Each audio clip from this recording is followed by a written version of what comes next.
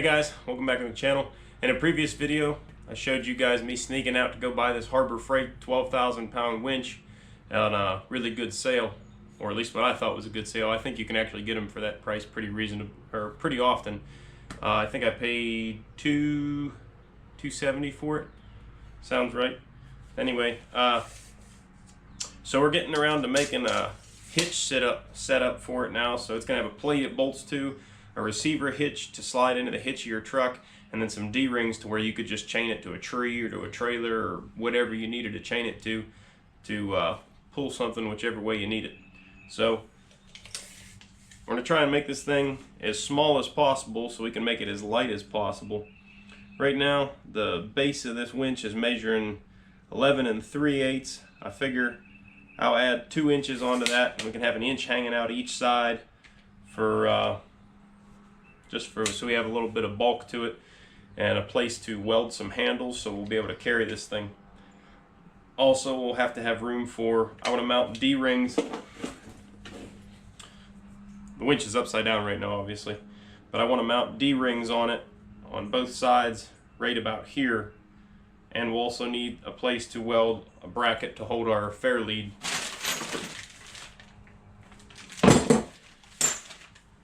So anyway, 11 3/8, we'll add 2 inches and we'll cut that off our C-channel.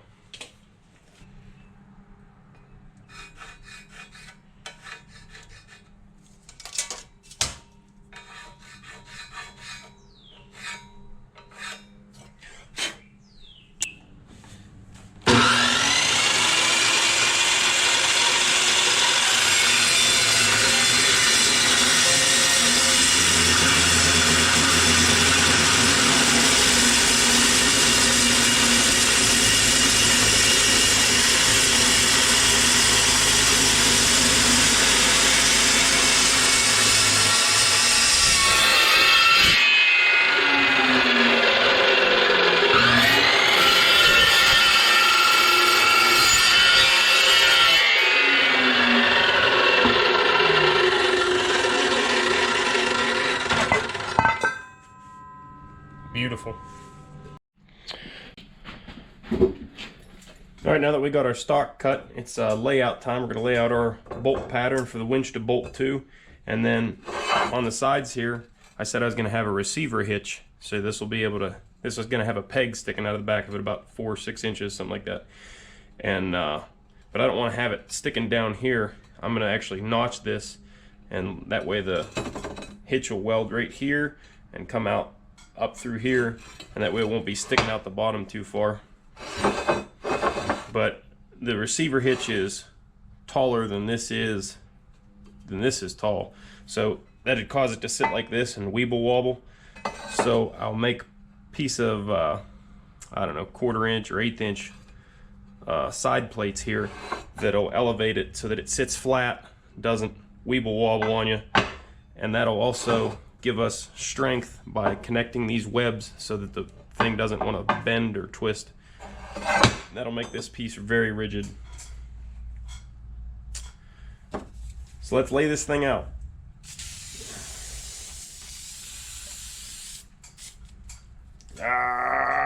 Why does paint?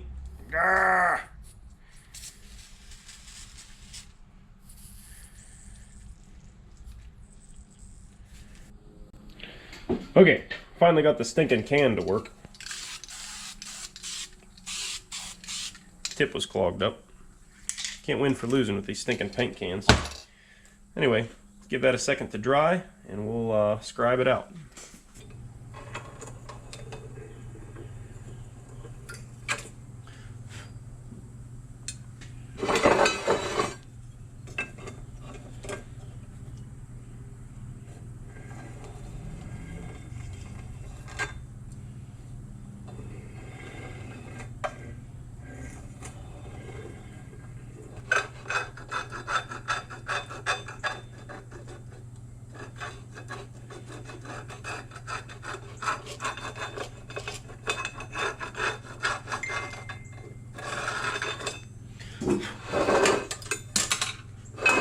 Alright, now our intersections should be our bolt hole spacing. We'll center punch those.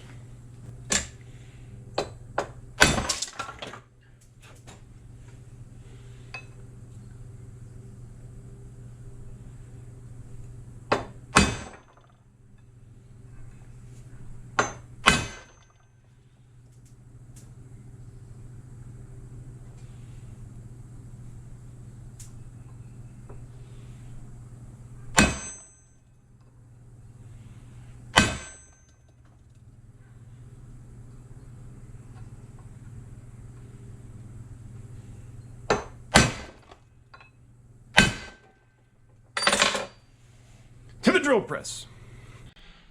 Alright, so instead of just plunging straight in with like a 1/2 inch drill bit, even though we got the drill press that could do it, you always start out with, if you got one anyway, start out with one of these tapered bits. It's a real stout bit that just has a fine point on there that'll line up with your center punch real easy, and the bit won't bend at all when you start putting pressure to it to start your hole. So it'll keep an accurate location better. All right.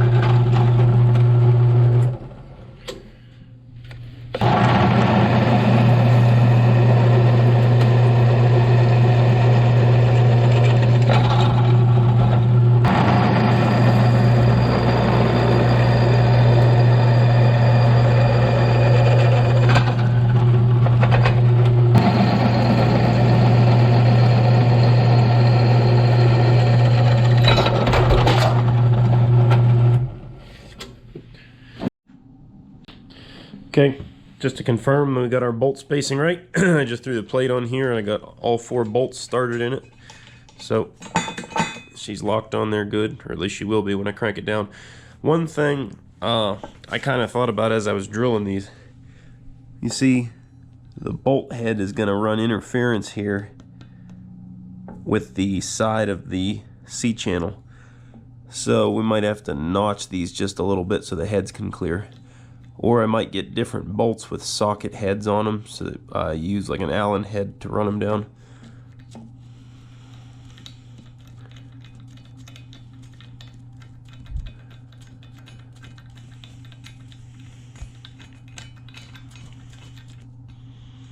Yeah, honestly, a little bit of time with the grinder might even just grind that out enough to where the bolts can fit in there good. Okay, here we have our receiver tube, or our hitch tube rather, that goes into the receiver of the truck or whatever. And we don't want that.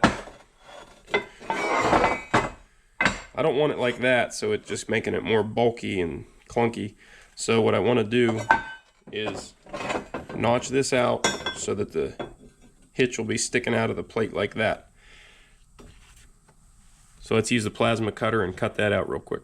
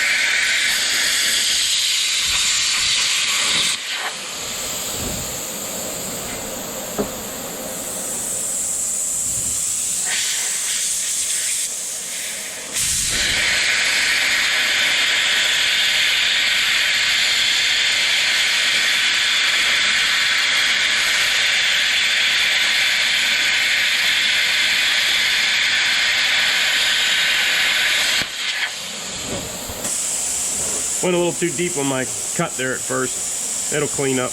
We'll weld it up anyway.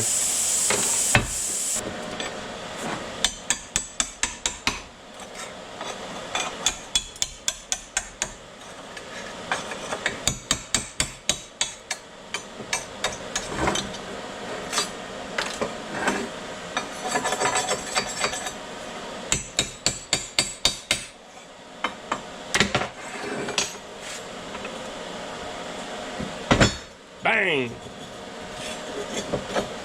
And clean that up with the grinder. Prep everything for welding.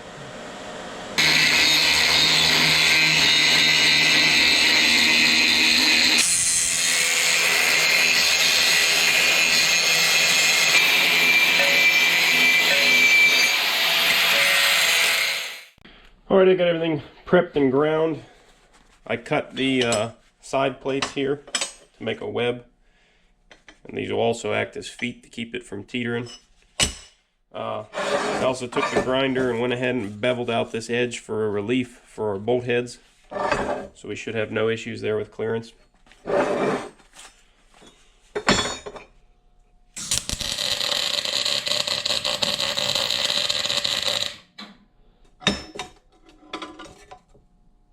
I'm gonna get any better than that.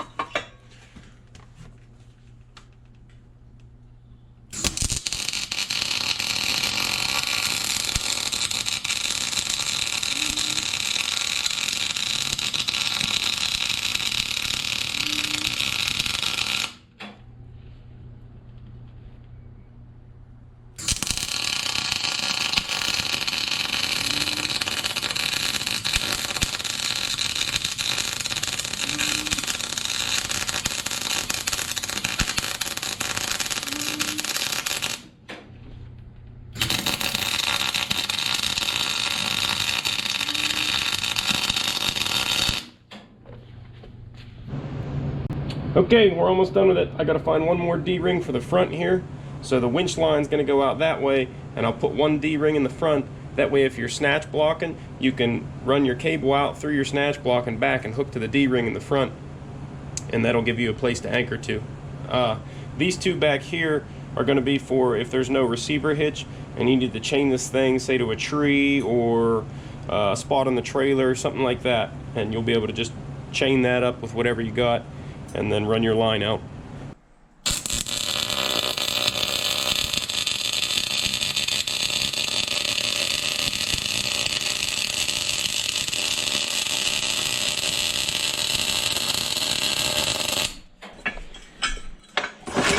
Ah, jeez, it's almost like if I cleaned my workbench that wouldn't happen.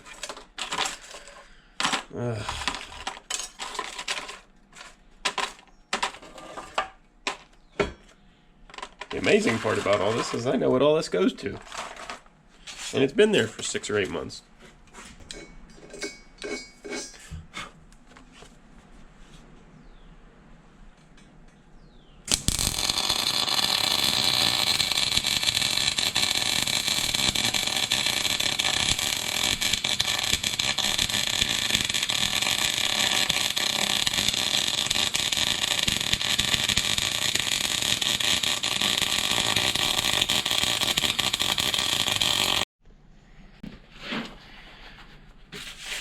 We're going to mount the winch temporarily real quick just for a mock-up, and then we're going to look and see how we can attach some carry handles for it, because this thing weighs, I don't know, 15 pounds or so. The winch weighs another 60 probably, so it's a two-hand carry job unless you're Big Jim or somebody. So I'm going to try and mock up the winch so I can get some measurements to put a couple handles on it.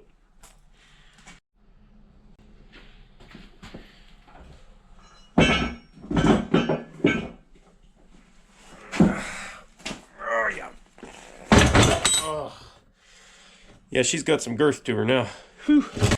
So in the interest of keeping this thing as light as possible now, I was thinking about bending up some conduit. That way conduit's nice and light, and if it's bent nice, it'll still be pretty strong once it's welded on there. Okay, we got our Fairlead brackets cut and ready to tack on.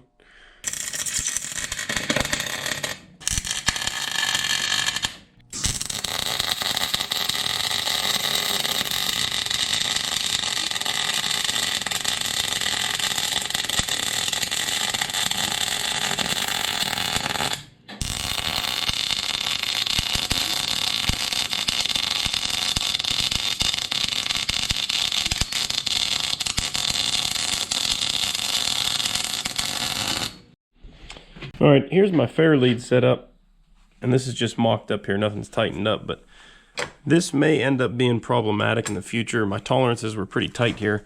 I wanted this D-ring on the front for double blocking, or snatch blocking, whatever you want to call it. So when you run a double line setup, you need a good anchor point, and one right close to the winch is nice because you could run it all the way in if you needed to. But the Fairlead might be a little bit high, and when I'm lining out, there might be too much pressure on this bottom roller. So we'll have to see how that all goes. You know, if it bends it or breaks it off of there, it's not the end of the world. You don't have to have a Fairlead to run your winch. You just got to pay attention to where your line's spooling and make sure you're not tearing it up on anything. So, I mean, I like it for now, but we'll just see if the geometry works out once we're in the real world application.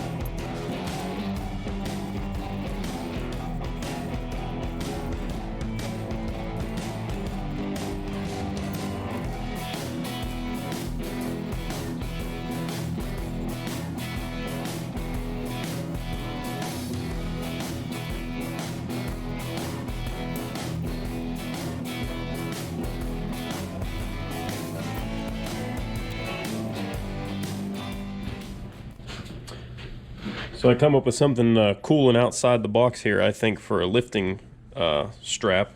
Instead of making metal handles, which weigh a lot and can get in the way or get bent or whatever, I found this old, pretty thick lifting strap that I had that was kind of frayed and beat up. So probably best I take it out of service anyway. And I'm going to make this into the handles. And this feels good in the hand. Should be easier to carry.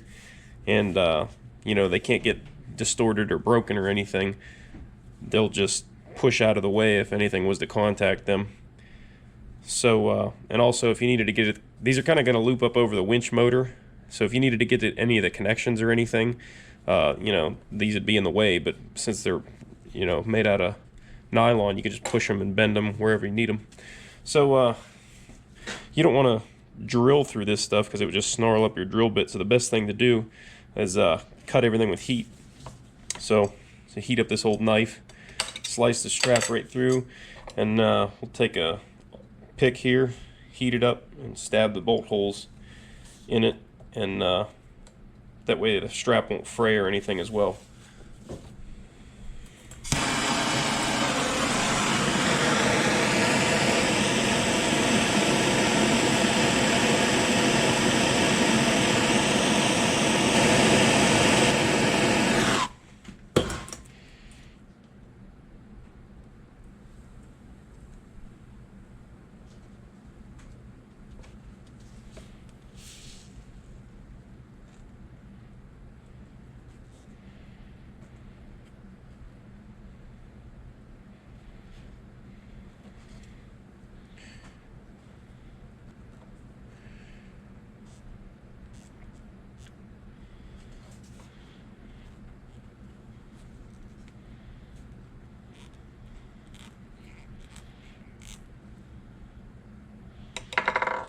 Alright, this stuff dries pretty quick after you melt it, and you just slide your bolts through there, and they're in there good.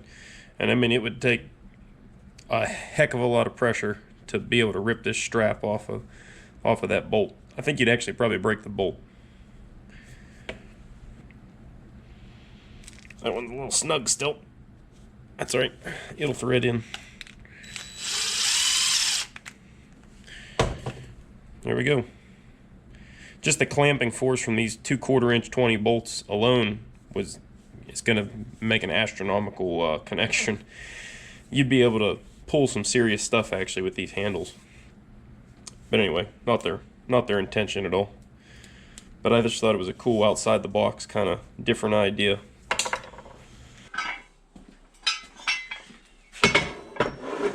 All right, it's the next day. The paint has dried.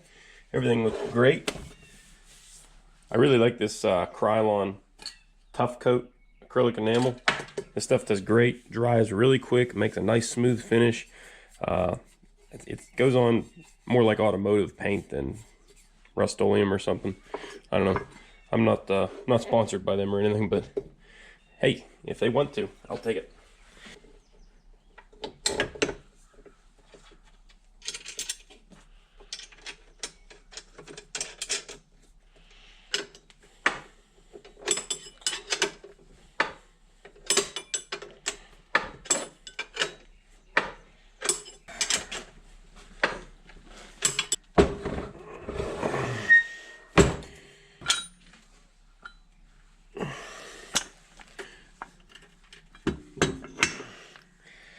Pinching my finger.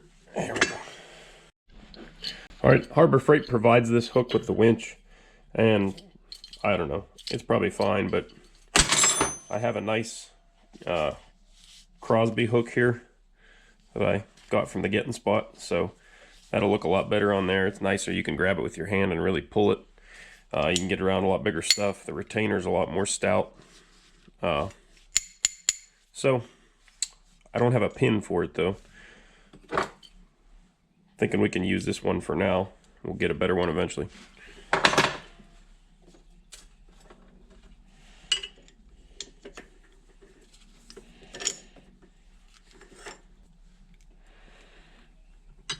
I know these are supposed to have roll pins in it. Like I said, this isn't the right pin. It's just temporary.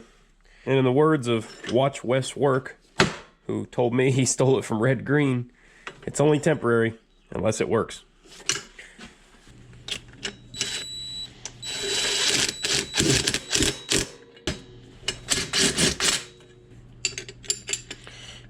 All right, she's bolted on there.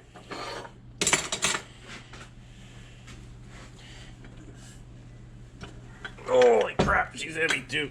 Ooh, buddy. Oh man, throw us back out with that thing. All right, let's get these straps on here. Looks tough, I'll tell you that. So the straps, I only melted, I only cut and prepped one end here because I didn't know how big a loop I'd need to get around this thing until I had it bolted on. So let's go ahead and bolt this on now.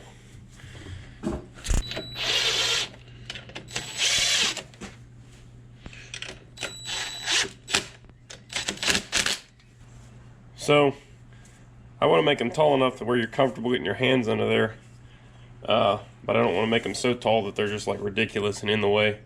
So probably have to mount up all these connections and everything too. Just the control box is going to be on top of here.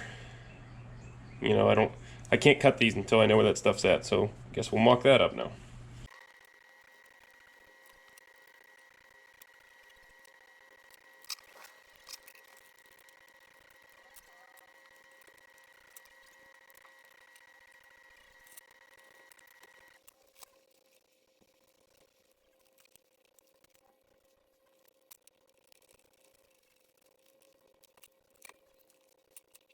Alright, now with everything mocked up here, I think I can get a good handle on where these handles need to come up to. Handle on the handles. Anyway, I'm going to run them to the arches just about flush with the top of that box. That way everything's consistent. That's plenty of room to get your hands under there, and not so much room that it's going to give you all this slack to be wandering all over the place. So I'll mark that and cut these and make the same for the other side, and we'll be done.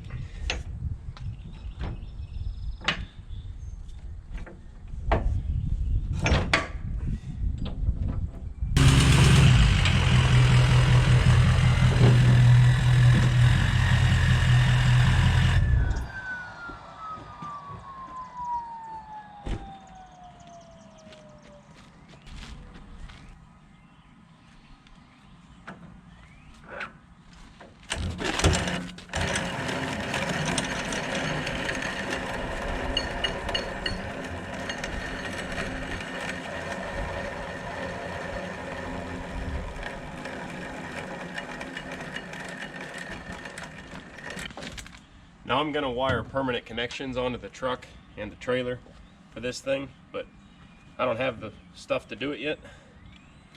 So until then, we're going to properly tension our new cable with the jump pack. Okay, I've hooked the cable to something pretty sturdy here, but what I've done when I hooked it onto something that can spin, and this big hook's a swivel. So when you start tensioning a new cable, it's gonna want to naturally start, it's gonna have some twist in it that's gonna come out, you know, just like an extension cord. If you pull an extension cord real tight, it'll actually want to twist around a little bit. So you put it on something that'll swivel. That way you can get the kinks out of the cable and it'll spool up on the drum a heck of a lot nicer.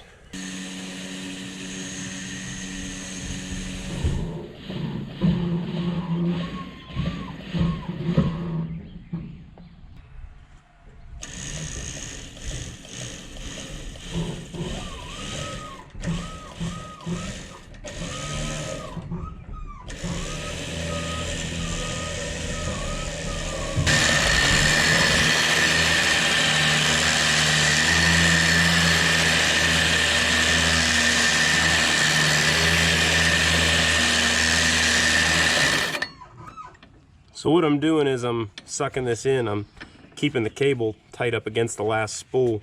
That way it winds up real nice, tight, and it doesn't damage the cable. Ideally, you do this every time you're using it, but in the real world, it doesn't happen. We did really good on our guessing game with the Fairleads. Looks like I got that thing just about perfect height. It's not touching either roller right now under a pretty straight pull.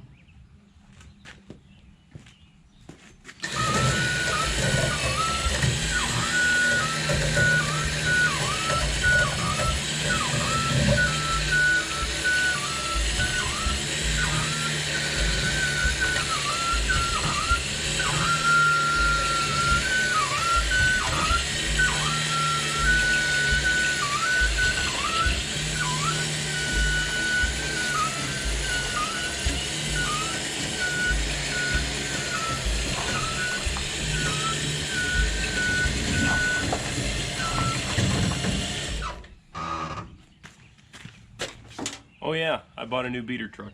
If you followed me on the Instagram, you'd already know that though. Alright, I got it all wound up good. You can see I let the last couple wraps on there get a little wild because A, I couldn't control it because the anchor point was so close, and B, it just doesn't matter because no matter what you're doing with this, you're going to pull it out more than a couple wraps. So the last couple don't really matter unless you have a lot of tension on them. But yeah. So that's the ultimate Harbor Freight winch build there. At least that's how I built mine. Let me know down in the comments what you'd have done different or how you've done yours in the past if you have one like this. Let me know what you know about these Badland winches too, because everything I can tell from it, it seems like it's built pretty well, and a lot of you guys in previous videos have said that they're pretty good bang for the buck. So if you're still watching, thanks for hanging in there. Thanks for catching another video with me, and I'll catch you guys on the next one. Later.